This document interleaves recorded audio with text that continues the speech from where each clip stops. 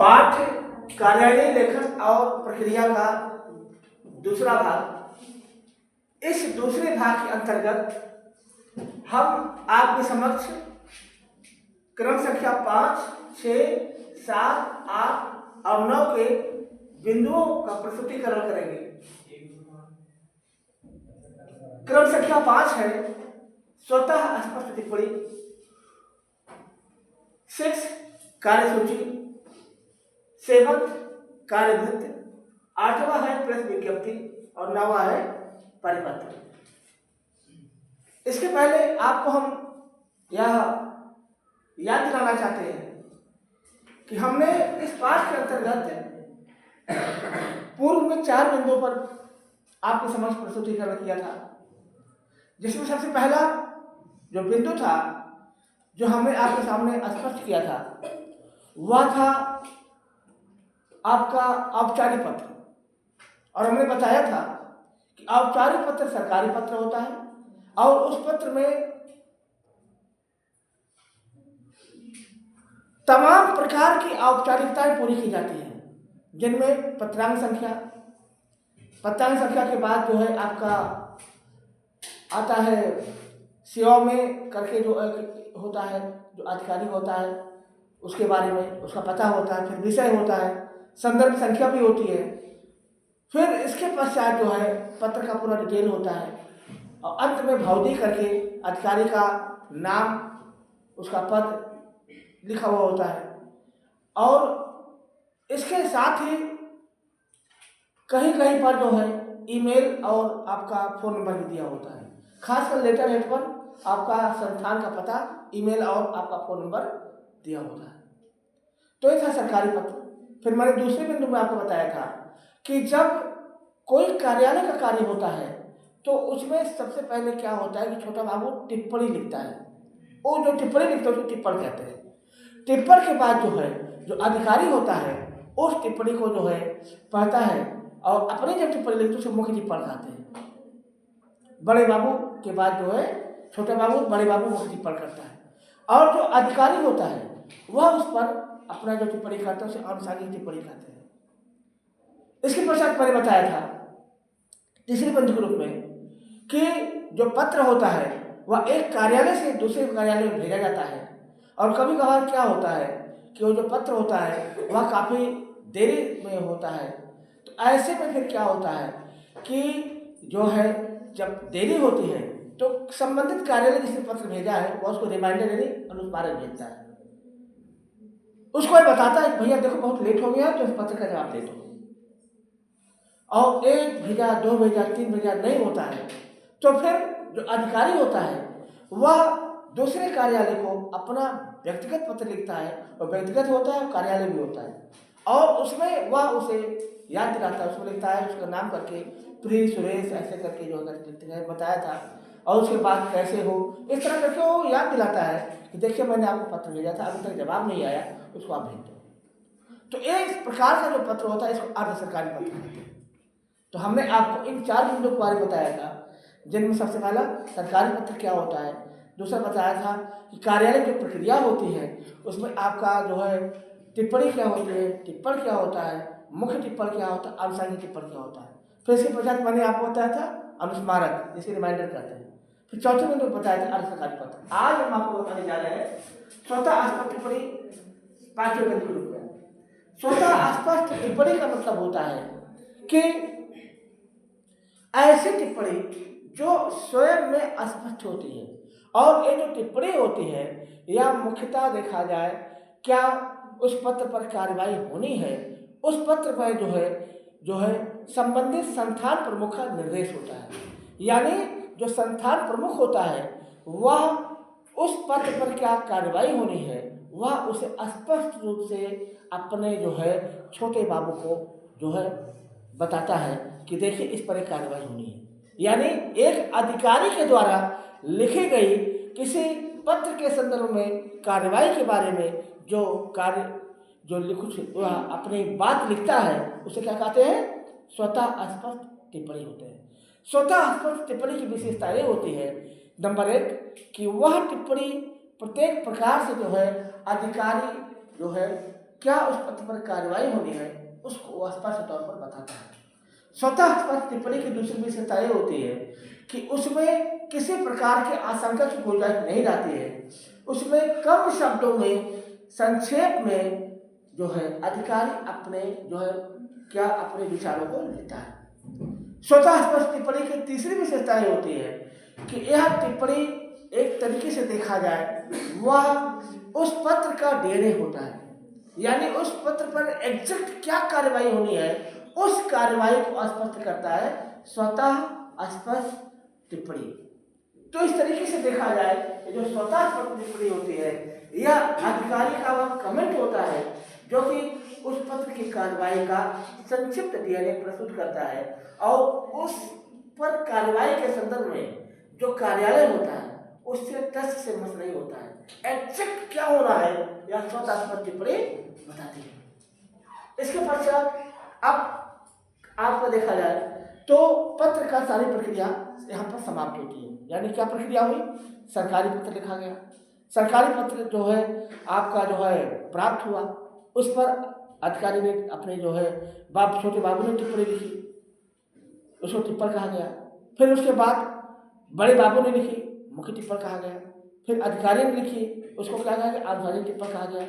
फिर पत्र चलता रहा, जवाब की आशा की गई, नहीं जवाब प्राप्त हुआ, रिमाइंडर भेजा गया कि भैया देखो 1 2 3 पत्र का जवाब दो।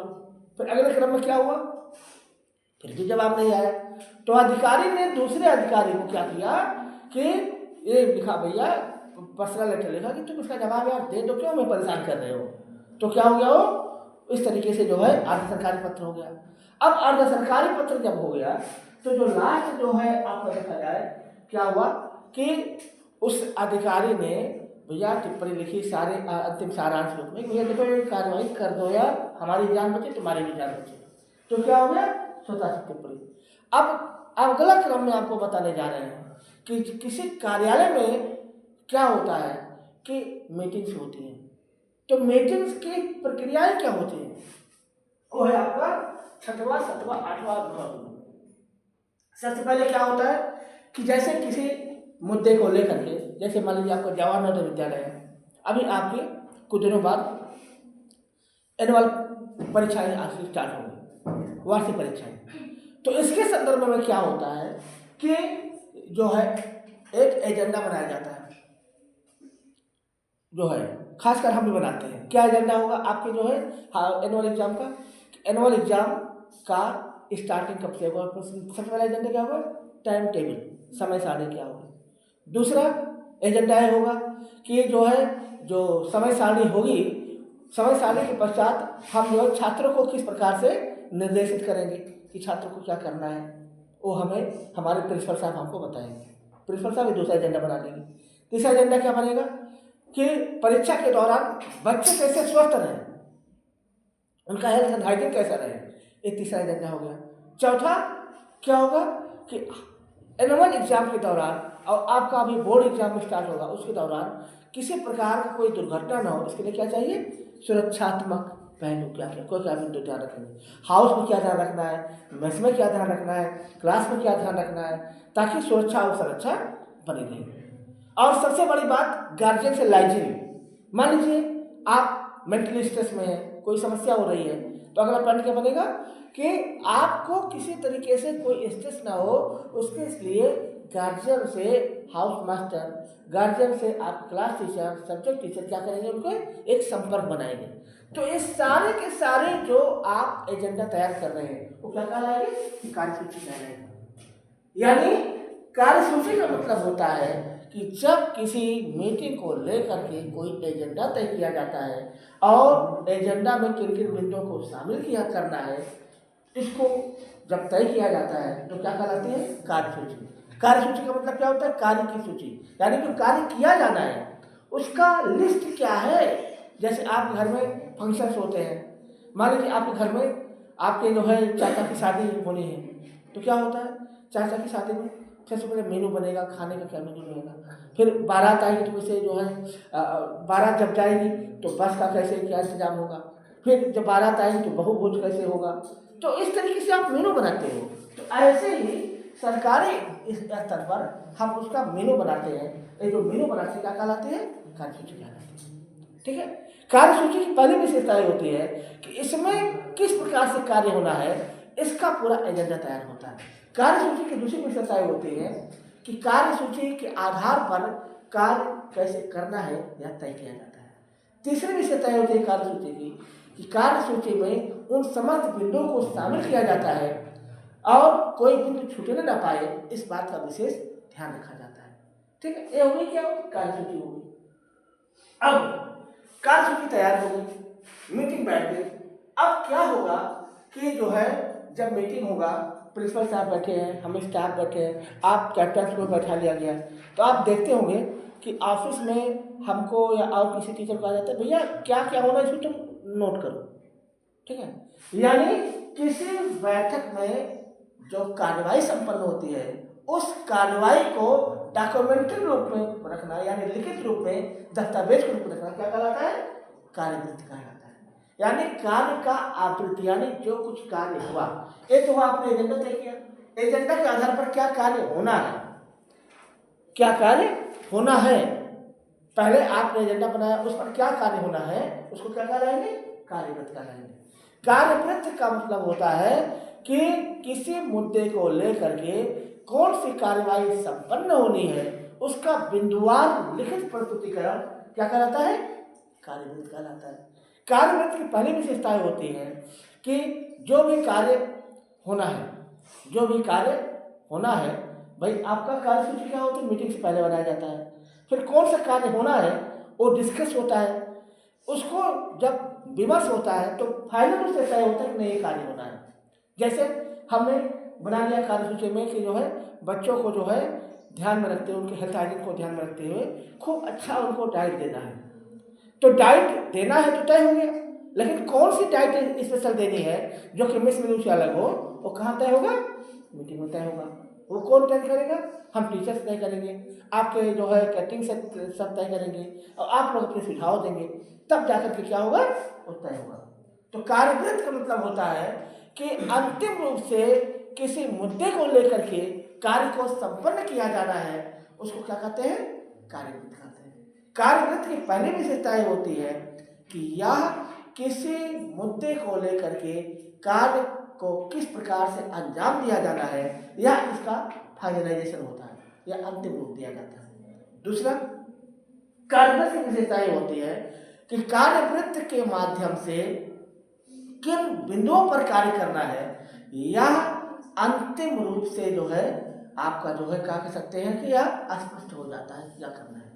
कार्यवृत्त की तीसरी विशेषताएं होती है कि कार्यवृत्त के आधार पर ही सारे कार्य संपन्न किए जाते हैं, और उस संपन्नता की सबसे खास बात यह होती है कि जो कुछ भी संपन्न किया जाना है, जैसे भी संपन्न किया जाना है, वह उसके आधार पर कार्यों का बंटवारा होता है। कुल मिलाकर के विशेषता क्या हुई?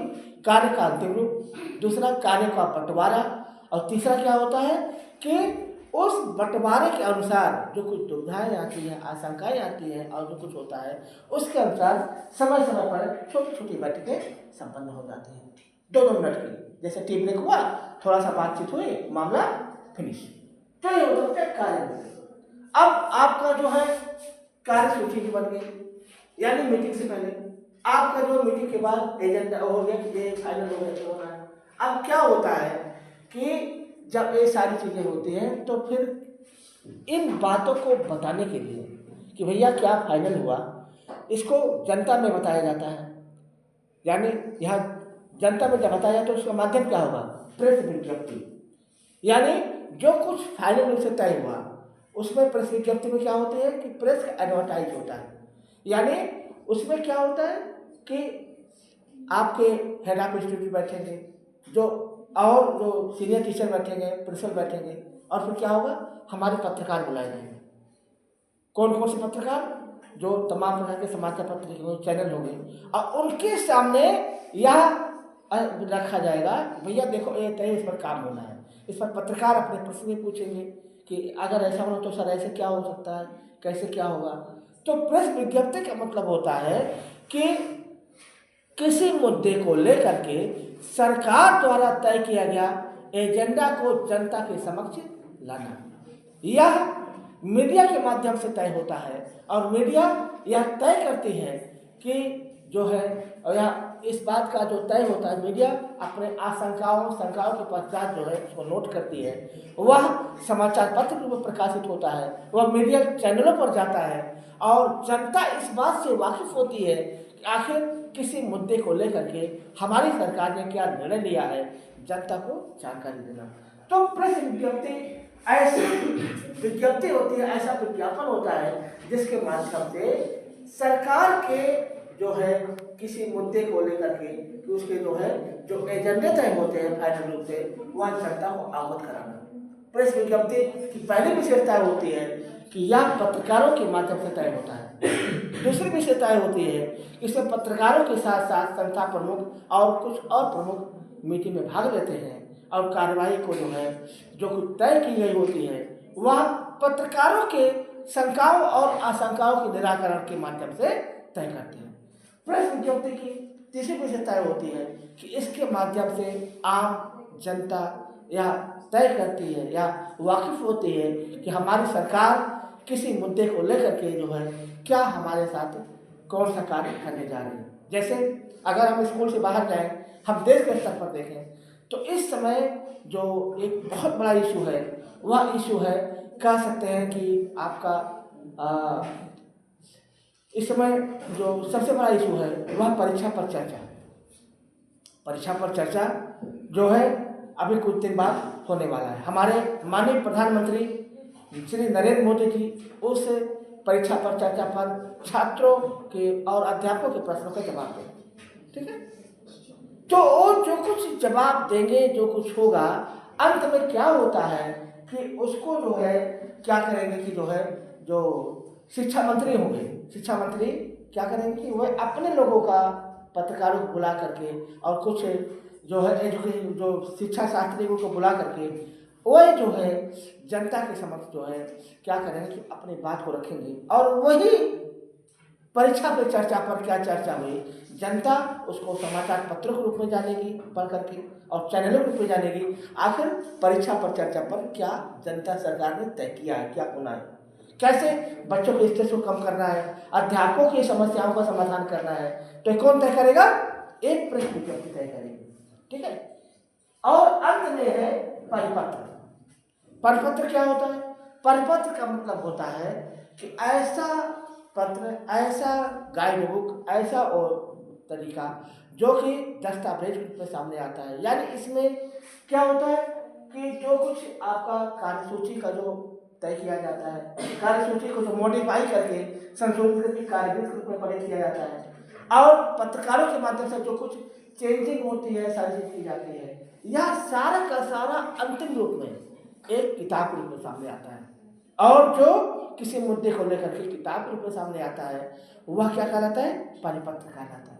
परिपत्र का मतलब होता है ऐसा पत्र जो कि किसी मुद्दे को लेकर के कार्य रूप में अंतिम अंजाम होता है और उसको जो है क्या होता है डॉक्यूमेंट्री रूप में रखा जाता है। इस डॉक्यूमेंट को आप जो है क्या करते हैं कि आप पढ़ते हैं, आप जानते हैं, अपने कंपटीशन के रूप में पढ़ते हैं, अपने जो जानकारी के रूप में पढ़ते हैं क्या हुआ। जैसे मान लीजिए हमारा राजभाषा है, राजभाषा में भी सब कुछ यही होता है। सबसे पहले हर साल लिस्ट बनती है किस मुद्दे पर बात होगी, फिर मीटिंग में डिस्कस होता है, अंतिम रूप होता है, कार्यरूप होता है, फिर इसे क्या होता है कि जो आपका मीडिया होता है उसको बताया जाता है ताकि जनता को बता दें, और लास्ट में क्या होता है कि जो कुछ भी होता है वह कह सकते हैं कि एक किताब के रूप में, एक जो है कह सकते हैं कि एक अच्छी जो है गाइड बुक के रूप में वो सामने आता है।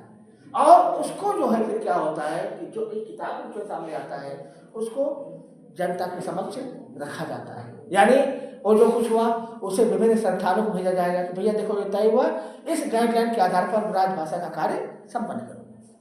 तो परिपत्र का मतलब होता है ऐसा पत्र जो कि किसी एजेंडे का अंतिम लिखित दस्तावेज होता है। इस दस्तावेज की जो विशेषताएं होती है वो होती है, नंबर 1, यह जो परिपत्र होता है यह समस्त कार्यों का अंतिम रूप होता है। दूसरा, परिपत्र के माध्यम से या निर्देश दिया जाता है कि किस प्रकार से संबंधित अधिकारी और कर्मचारी अपने कार्य को संपन्न करेंगे। तीसरी विशेषता परिपत्र की होती है कि वह परिपत्र प्रत्येक मायने में सुरक्षित और संरक्षित रखा जाता है, ताकि यदि कोई उसको चुनौती देना चाहे कोर्ट में जा करके या किसी जो है कह सकते हैं कि किसी अन्य जगहों पर, तो उसको जो है दस्तावेज के रूप में प्रस्तुत किया जा सके। तो कुल मिलाकर के हम आपको बताना चाहते हैं कि जो कार्यालय लेखन लेखन प्रक्रिया है सारांश रूप में सबसे पहले सरकारी पत्र के रूप में सामने आता है, जिसे औपचारिक पत्र कहते हैं। औपचारिक पत्र के पश्चात क्या होता है कि उस पर छोटा बाबू कार्रवाई करेगा जिसे टिप्पण कहते हैं, बड़ा बाबू कार्रवाई करेगा मुख्य टिप्पण कहते हैं, फिर उसके साथ साथ जो है जो आपका अधिकारी करेगा उस अनुसांगिक टिप्पण कहते हैं। ये प्रक्रिया हो जाती है। फिर तीसरे नंबर पर क्या होता है पत्र को लेकर के कि वो पत्र जो है दूसरे कार्यालय को भेजा जाता है, जवाब नहीं आता है तो रिमाइंडर यानी अनुस्मारक भेजा जाता है। अनुस्मारक से काम नहीं चलता है तो अगला कार्य क्या होती है, अधिकारी उसे संबंधित दूसरे अधिकारी को अपना पर्सनल लेटर लिखता है, उसको क्या बोलते हैं अधिकारी पत्र। ये सारी की सारी प्रक्रिया किसी लेटर के साथ होती है। लेकिन जब जो है एक और होती है स्वतः आस्पद टिप्पणी, यानी अधिकारी अंतिम रूप से उस पर क्या कार्रवाई होनी है, बड़े बाबू के बाद उसने अपनी भी टिप्पणी लिख दी, फिर उसके बाद टिप्पणी के बाद स्पष्ट रूप से दूसरी टिप्पणी लिखी क्या क्या कार्य होना है, तो उसको स्वतः आस्पद टिप्पणी बोलते हैं। ये हुआ 1 से लेकर 5 तक करने। अब 6, 7, 8 नंबर क्या है, जब हम कोई मीटिंग करते हैं, मीटिंग में क्या होगा, पहले काम की लिस्ट बनेगी, कार्य सूची हो गई, फिर कार्यवृत्त हो गया, तो उस पर जो अंतिम रूप से डिस्कशन के बाद फाइनल हुआ, फिर क्या हुआ उसे जो है मीडिया के सामने लाया गया, मीडिया जनता में एक्सपोज करेगी, फिर लास्ट में क्या हुआ एक जो है कह सकते हैं कि कॉरिडेंडम के रूप में एक किताब के रूप में वो चीज़ आपके सामने आएगी कि भैया देखो इससे कुछ हुआ है। तो ये है आपकी कार्यालय लेखन और प्रक्रिया, और इस प्रक्रिया से आप सबको गुजरना है क्योंकि कल के दिन अभी आप छात्र हैं, कल के दिन आप नौकरियों की तलाश करेंगे, नौकरियाँ आप पाएंगे, तो इन सारी प्रक्रियाओं से आप गुजरेंगे, इसलिए आपको सब जानना जरूरी है। तो मुझे पूरा विश्वास है कि आपको यह पाठ बहुत बेहतरीन तरीके से समझ में आया होगा और आपको अवश्य समझ में आया होगा कि आखिर हम जो कार्यालय लेखन जो कि पत्र के रूप में होता है, जो कि मीटिंग के रूप में होता है, कैसे कैसे संपन्न की जाती है। यह छात्रों को जानना भी जरूरी है क्योंकि छात्र देश के भविष्य हैं और देश के निर्माण में अपना योगदान करेंगे और हमारे भारतवर्ष को जो है पुनः विकसित भारत की संकल्पना की ओर आगे ले जाएंगे। तो आप सब इस कार्यालय प्रक्रिया में अपना साथ दें, अपने आप को निखारें, संवारें और जो है देश के भविष्य में आप अपने अवदान को निरंतर विकास के पथ में अग्रसर करते रहें। इन्हीं शब्दों के साथ मैं अपनी बात को समाप्त करता हूँ और उम्मीद करता हूँ कि कार्यालय लेखन में आप अपना अवश्य योगदान करेंगे और जब कोई मीटिंग होगी तो आप किसी भी स्तर पर रहेंगे तो जो कुछ आपने पढ़ा है, जो कुछ जाना है, उसको आप अपने जीवन में और अपने कार्यालय प्रक्रिया में फॉलो करें। इन्हीं शब्दों के साथ अपनी बात को समाप्त करता हूँ। ठीक है, आप सबको नमस्कार, जय हिंद, जय भारत।